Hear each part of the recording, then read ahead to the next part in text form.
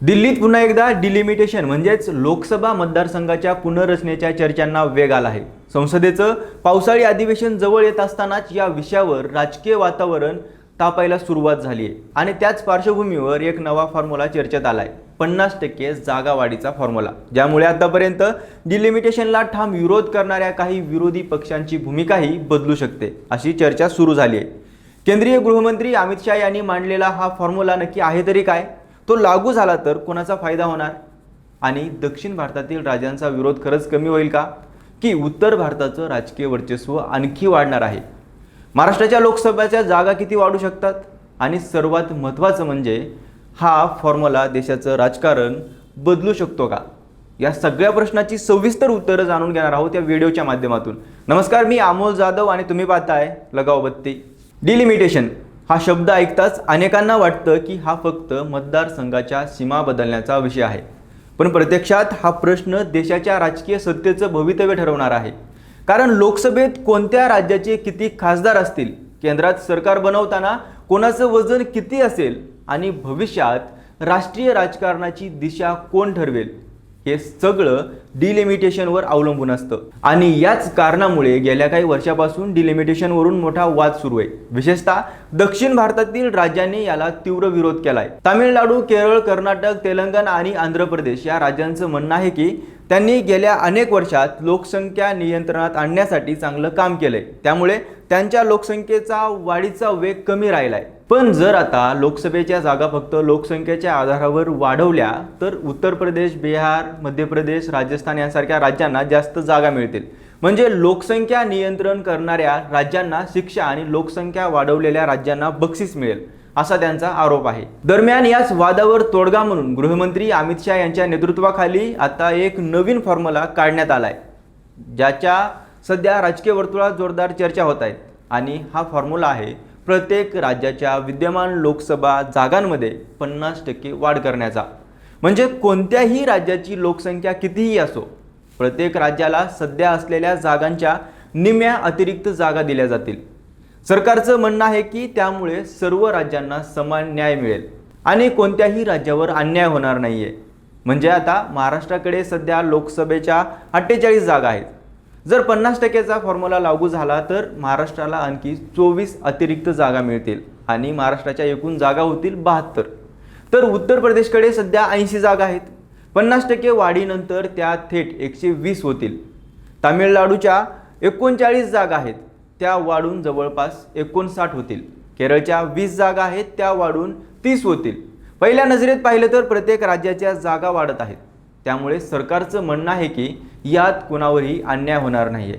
याला काही विरोधी पक्षांनीही देखील पाठिंबा देण्याची तयारी दर्शवली आहे, पण तरी देखील काही विरोधकांनी काही मुद्दे पुढे करत याला विरोध देखील केलाय। आजच्या घडीला उत्तर प्रदेश आणि महाराष्ट्रात 32 जागांचं अंतर आहे। उत्तर प्रदेशचे 80 खासदार आणि महाराष्ट्राचे 48 खासदार, पण 50% वाढीनंतर उत्तर प्रदेशचे 120 खासदार होतील आणि महाराष्ट्राचे 72। म्हणजे दोन्ही राज्यांमधील फरक 32 जागेवरून थेट 48 जागांपर्यंत वाढेल। यासोबतच तामिळनाडूचं उदाहरण घेतलं तरी तेच चित्र दिसतं। आज उत्तर प्रदेश आणि तामिळनाडूमध्ये 41 जागांचं अंतर आहे, पण नवीन फॉर्म्युल्यानंतर हे अंतर 61 ते 62 पर्यंत जाईल। केरळच्या बाबतही तसंच आहे। आज उत्तर प्रदेश आणि केरळमध्ये 60 जागांचं अंतर आहे, पण 50% वाढीनंतर हे अंतर 90 जागांपर्यंत जाईल। म्हणजेच सर्व राज्यांच्या जागा वाढल्या, पण आधीच मोठं असलेलं राज्य आणखी मोठं झालं। त्यामुळे जागांमधील तफावत कमी न होता उलट वाढते असा विरोधकांचा दावा आहे। मात्र यावर केंद्रीय गृहमंत्री अमित शाह यांनी मात्र वेगळा युक्तिवाद मांडलाय। त्यांचं म्हणणं आहे की फक्त जागांची संख्या पाहू नका, तर संसदेतील प्रतिनिधित्वाची टक्केवारी पहा। सरकारच्या आकडेवारीनुसार उत्तर प्रदेशाचं सध्याचं प्रतिनिधित्व सुमारे 15% आहे। डिलिमिटेशन नंतर ते साधारण 14.7% राहील। तामिळनाडूचं प्रतिनिधित्व 7.18% वरून सुमारे 7.23% होईल। केरळचं प्रतिनिधित्व जवळपास तसंच राहील। कर्नाटक, आंध्र प्रदेश आणि तेलंगणाच्याही प्रतिनिधित्वाबाबत फारसा बदल होणार नाही असा सरकारचा दावा आहे। सरकारचा मुद्दा असा आहे की दक्षिण भारताच्या जागा वाढत आहेत आणि त्यांचं लोकसभेतील प्रतिनिधित्वही कमी होत नाहीये, त्यामुळे दक्षिण भारतावर अन्याय होत असल्याचं म्हणणं योग्य नाहीये। पण विरोधक यावरही समाधानी नाहीयेत। त्यांचं म्हणणं आहे की संसदेत टक्केवारीपेक्षा खासदारांची प्रत्यक्ष संख्या महत्त्वाची असते, कारण प्रत्येक खासदारांचं एक मत असतं. त्यामुळे उत्तर भारतातून जास्त खासदार आले तर कोणतंही विधेयक मंजूर करताना उत्तर भारतातील राज्याचा प्रभाव अधिक वाढेल. दुसरा मुद्दा म्हणजे भविष्यात केंद्रात सरकार बनवण्यासाठी उत्तर भारतातील राज्याचं महत्त्व आणखी वाढेल, कारण उत्तर प्रदेश, बिहार, मध्य प्रदेश, राजस्थान यासारख्या राज्यांमधून मोठ्या संख्येने खासदार निवडून येतील. त्यामुळे दक्षिण भारतातील राज्यांचा राजकीय प्रभाव कमी होईल अशी भीती विरोधक व्यक्त करत आहेत.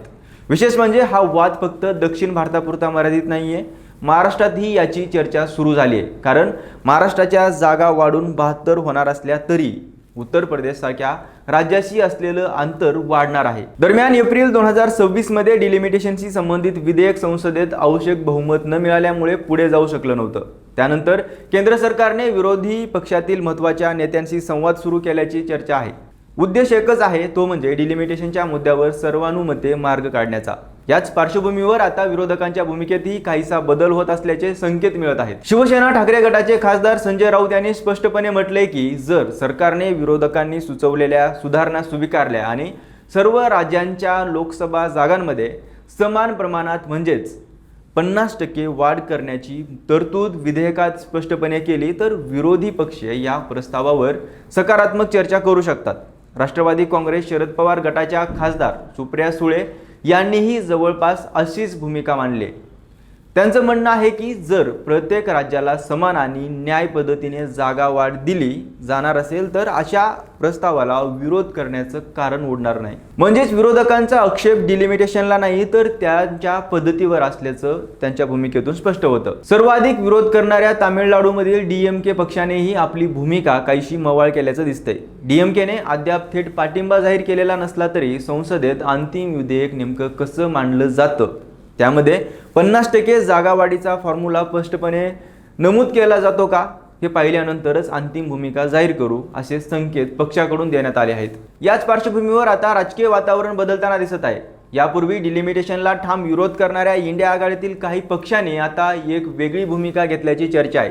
जर हा 50% फॉर्म्युला विधेयकात स्पष्टपणे लिहिला गेला तर त्याला पाठिंबा देण्याचा विचार केला जाऊ शकतो असं काही पक्षांचं मत असल्याचं बोललं जातंय. यामागे एक महत्त्वाचं कारण देखील आहे. डिलिमिटेशनसाठी घटना दुरुस्ती करावी लागणार आहे. घटना दुरुस्तीसाठी संसदेत 2/3 बहुमत आवश्यक असतं. त्यामुळे विरोधकांचा पाठिंबा मिळाल्याशिवाय हे विधेयक सहज मंजूर होणं कठीण आहे. त्यामुळे सरकार आणि विरोधक या दोघांसाठीही हा विषय अत्यंत महत्त्वाचा ठरणार आहे. मात्र अजूनही अनेक प्रश्न अनुत्तरित आहेत.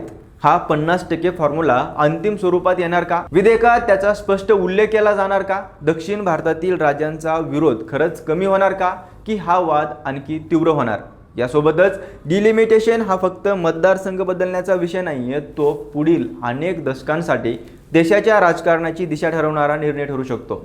कोणत्या राज्याचा आवाज संसदेत जास्त असेल, केंद्रात सरकार बनवताना कोणाचं वजन वाढेल आणि भविष्यातील राजकीय समीकरणं कशी असतील हे या निर्णयावर मोठ्या प्रमाणावर अवलंबून असणार आहेत.